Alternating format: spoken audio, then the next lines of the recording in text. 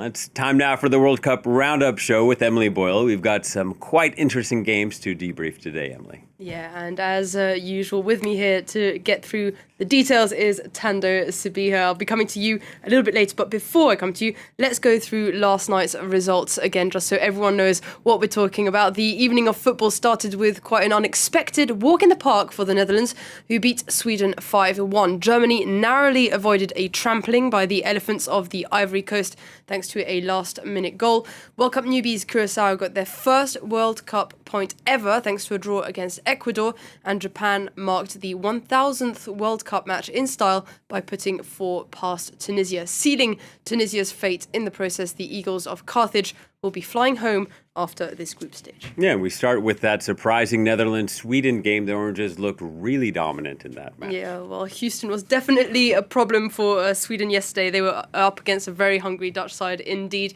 and the city was absolutely flooded with orange ahead of the game. Approximately 20,000 fans marched to the stadium there, as you can see. And then when it came to the actual game, 2 goals came early for Brian Brobby, and Cody Gakpo also got his brace in the second half. Sweden's Anthony Elanga managed to save some face for Sweden with a goal shortly after, but Somerville made a last twist of the knife in the 89th minute with a 5th Dutch goal, and that ended on a 5-1 win. Well, Tando, it seemed like everything was going in the Netherlands' way. What do you think went right for them last night? Denzel Dumfries was so integral in this game. I mean, not single-handedly, it's always a team effort, but I think when you look at a standout player who did exceptionally well, 2 assists in this game, his combination, bringing the ball up front, dropping down in defense when necessary. I mean, it is his job, but the way he executed the action was exceptional. Robbie also exceptional, incredible, but Somerville as well, coming on from the bench to score a goal and put the final nail in the coffin. So I do think that they're finally finding some synergy, performing a lot better after Japan. And so I do think that this puts the Netherlands and this Dutch side a lot in the front foot to leave the group stages on a high. Also with a really high goal tally, I do think that they've seen the kinds of options that they do have in the selection. And so going further into the tournament, it's going to be a good one for them, I hope. Overwhelming victory there. But we did have some last-minute drama in the game between Germany and Ivory Coast. Yeah, it was a very stressful evening for the Germany fans out there, because Germany snatched their qualification in the dying minutes of their game against the Ivory Coast. The Elephants trampled their way through the first half, but were soon caught by Die Mannschaft and by, to be precise, super sub Dennis Undav, who came off the bench to score 2 goals. First the equaliser in the 68th minute, and then the winner in the last few seconds of stoppage time. Now, Tando and I were talking before the show, and you were saying you thought it was the best game so far of the tournament. Why did you think that? It was fast-paced. There was so much in tactical options that we got to see, and I think that both sides came on and put their blood and sweat onto the pitch, and I do think that that's where Ivory Coast lost the game. They didn't carry the game through to the 90th minute. The German side really worked on them. It was that gegenpressing. It's a psychological element, and it does fatigue the opposition, and that's exactly what they did. They weren't very dominant in possession, but when they did get the counter press, that was when they were really integral. They stayed in the game, and you could see towards the end.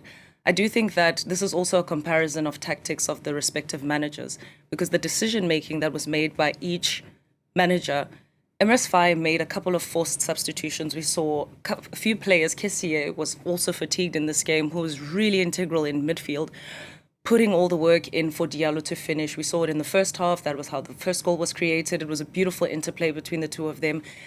It did seem like towards the 60th minute, they started to run out of options, but they still put that firepower. We had exceptional defending, the likes of Yan Diomande.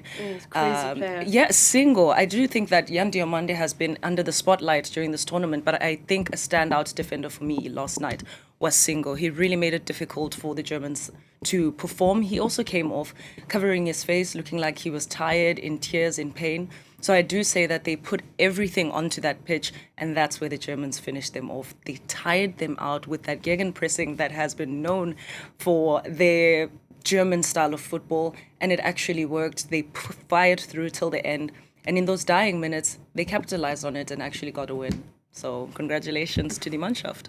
Well, another team we could say congratulations to, our first-timers, Curaçao. They made history in at least 2 different ways. Yeah, multiple history-making moments for Curaçao, and incredibly, they managed to get their hands on their first World Cup point ever, thanks to a 0-0 draw against Ecuador. The Blue Wave managed to keep a clean sheet, mainly thanks to a record-equaling 15 saves made by 37-year-old Miami FC keeper. That's the second tier of US soccer, Eloy Room. No goalkeeper has made more stops in 90 minutes of a World Cup game whilst keeping a clean sheet. Take a listen to what he had to say after that mad game.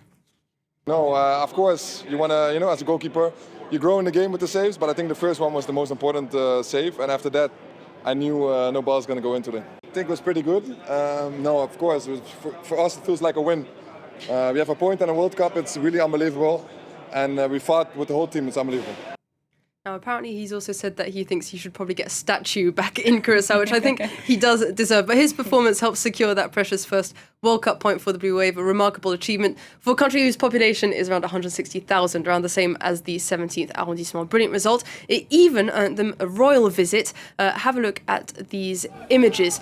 That there is the King of the Netherlands. As a reminder, Curaçao is a constituent country within the Kingdom of the Netherlands. He popped down there for a little dance in the changing rooms after the final whistle. Definitely having a good night as well with the Netherlands win right before that. So the party also continued outside the stadium with some pretty iconic fans. Take a listen.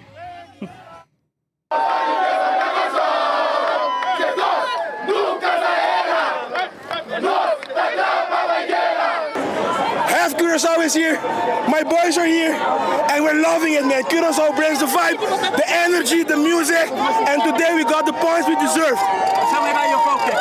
Rome was stupendous today, extreme, and we're very proud of the guys. And Curaçao came to conquer, guys. I'm telling you this once, I'm telling this twice. Curaçao came to show up. Let's go! Curaçao came to show up. What an incredible clip. But Tando, how did Curaçao pull off that draw? How did they do it?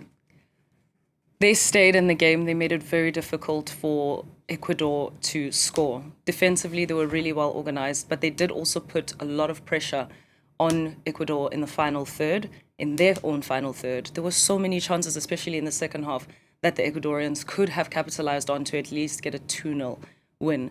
But unfortunately, because of some lackluster finishing, that's where they were found wanting. And especially coming into the tournament and after the Champions League, I did speak about the Ecuadorian defense. They have Pacho from PSG, who's really solid, who's had an incredible season, also lifting the Champions League trophy. And on the other end, you also have a Champions League finalist in Hincapié at Arsenal.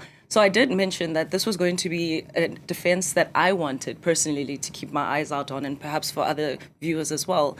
And they did that because they managed to keep a clean sheet, but I did think that up front they struggled. And so shout outs to Curaçao for actually pulling that off. It was an exceptional defensive game. I do think that going forward, perhaps trying to put in more goals would be more... a second World Cup goal would be more beneficial for them to advance even further into the tournament. Because if you... the Captain Blueface will explode. We need him there. Yes. Maybe that's how they'll get the goal. He just needs to keep showing up. But shout outs and congratulations to the Curaçao side for their exceptional win, and unfortunately for Ecuador, who were perhaps expecting a win in this encounter. Unlucky. All right. Well, let's look ahead now, and tomorrow evening as Les Bleus get ready for their game against Iraq. Yeah, the countdown is truly on here in Paris and in France for Les Bleus. They will be facing off against Iraq for their second game of Group I. That kicks off on Monday evening at 11 p.m. Paris time. But France 24's own Selena Sykes will be at the stadium in Philadelphia to see it all play out. For the meantime, though, she is in Boston at the French HQ, and she's going to bring us up to date with all the latest news from Les Bleus.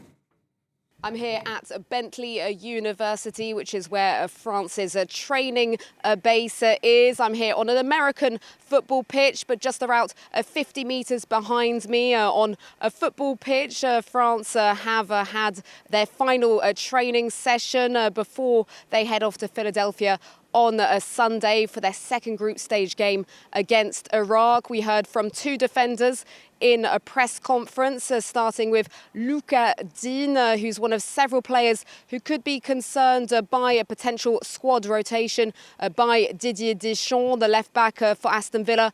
Didn't start in France's opener against Senegal. There's been a lot of debate over that left-back position between him and Theo Hernandez. Hernandez, who is seen as the more creative option. Dean is seen as the more reliable defensive one. He said that he's not had any confirmation yet whether he'll be starting or not. He spoke about remaining humble against Iraq, who is seen as the weakest opposition in Group I, but he said that no one can underestimate any teams at this World Cup. We also heard from William Saliba, the central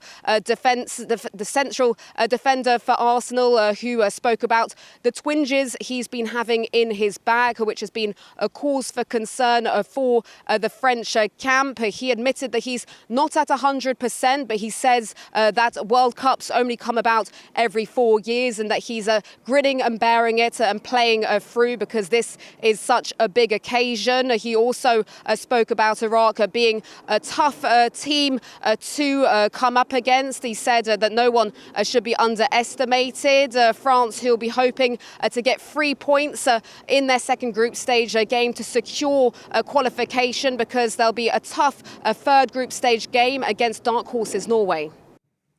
Looking forward to that game, but we're getting ahead of ourselves because we have some more games this evening. Yeah, let's concentrate on these games this evening. After a false start, Spain will be looking for redemption against Saudi Arabia. Meanwhile, Belgium will be in Los Angeles and up against Iran.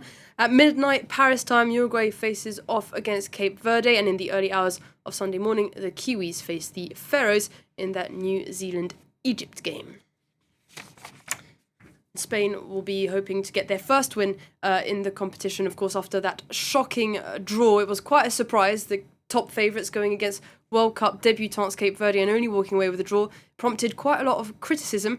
This is what head coach Luis de la Fuente had to say ahead of tonight's game. Yes, we have to win. Of course we have to win, but there's no urgency. And sometimes criticism is much more motivating and has a positive effect, because footballers are very competitive. But what I can tell you with absolute certainty is that they're really annoyed. And I'm sure their faces will look completely different tomorrow. So yeah, very annoyed side there, which will play against Saudi Arabia. What do you think they will have changed between their first game against Cape Verde that didn't go so well and tonight? What are you looking for in terms of changes? I don't think that in the starting lineup, I don't think that there'll be any drastic changes. I do think that they can keep going with the same thing. They didn't have the easiest opponents in Cape Verde. They completely neutralized Lamine Yamal. They wouldn't let him get through. So I do think that you'd find more tactical changes in the movement of certain players, but not necessarily some players being replaced. This is my opinion coming into it. So I do look forward to seeing whether it corresponds with the final decision that is being made. But I do think that with the Saudi Arabian side, they also had a decent game in their last encounter. So I do think that coming into this one, Spain should keep the same thing going, but just be a lot more dominant, a lot more aggressive. And I do think that they can walk away with a good result in this one. Yeah. Belgium also looking for their first win when they, after only drawing against Egypt. Yes, the Red Devils are up against Iran this time in Los Angeles. Iran, though, not a team to underestimate too much either. Tanto, does Iran have the potential to cause an upset in this tournament again? I do think so. I mean, put all the drama that they're experiencing with traveling, with restrictions, with the war, with so much, put that to the side, or perhaps it even adds to the firepower. I do think that they're quite an organized side. They are capable to pull off a decent result in this one. You're also facing quite a tricky Belgian side. So I do think that it's going to be difficult for them. But when we look at the side of Belgium, I do think that they are a lot stronger compared to Iran coming into this one. So yeah, I look forward to seeing what they show in this game. Well, no small teams as we've seen in this World Cup so far. But before we leave, a thoughtful journalist, Christophe Glaise, who remains detained in Algeria, he was given a 7-year sentence for what was said to be glorifying terrorism. His lawyers are hoping that a presidential pardon may happen. He was working on a report on the country's most decorated football club, Jeunesse Sportive de Kabylie, when he was arrested over 2 years ago. Emily, Tando, thank you very much. Thank you. That's it for the World Cup debrief. Coming up next is People and Profit.